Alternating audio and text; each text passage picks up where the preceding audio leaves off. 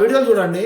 వాళ్ళు టోటల్ యూఎస్లో ఎంఎస్ మొత్తానికి ఒక 10 లక్షలు కూడా ఖర్చు పెట్టలేదు. ఎందుకంటే వాళ్ళకి కాలేజీలోనే పార్ట్ టైం జాబ్, కాలేజీలోనే టీఏలు ఆర్ఏలు జాబ్లు వచ్చినాయి. వాటి వల్ల వాళ్ళు పెద్దగా కాలేజీలో ఫీజులు కూడా కట్టుకోలేదు.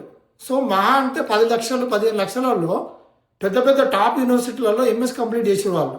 సో స్టూడెంట్స్ ఎంఎస్కి రావాలనుకునేటోళ్ళు మంచి యూనివర్సిటీస్ని రీసెర్చ్ చేసుకొని ఎవరైతే మీకు స్కాలర్షిప్ ఇస్తాడో, ఎక్కడైతే మీకు బెనిఫిట్ అవుతుందో వాటిని చూస్ చేసుకుంటే మీకు మంచిది. అట్లనే ఎంఎస్కి వచ్చినారు అంటే చాలా డెడికేటెడ్గా, చాలా సీరియస్గా నేను జాబ్ కొట్టాలి, 2 years తర్వాత ఎంఎస్ అయిపోయిన తర్వాత నేను జాబ్ కొట్టాలి అనేది నువ్వు ఎంఎస్కి వచ్చిన డే 1 నుండి నీకు మైండ్లో ఉండాలి.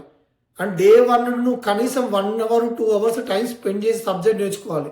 ఇవేవి చేయకపోతే ఎంఎస్ అయిపోయిన తర్వాత ఏదో కన్సల్టెన్సీ కోసం ఎవడో ఇప్పిస్తాడంటే ఆ కాలం కాదు.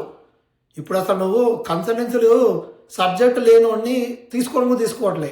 నువ్వు ఒక ఎంఎస్ క్యాండిడేట్ ఒక కన్సల్టెన్సీకి వెళ్తా అంటే వాళ్ళు ఇంటర్వ్యూ చేసి ఆ ఇంటర్వ్యూలో నువ్వు ఆన్సర్ చేస్తేనే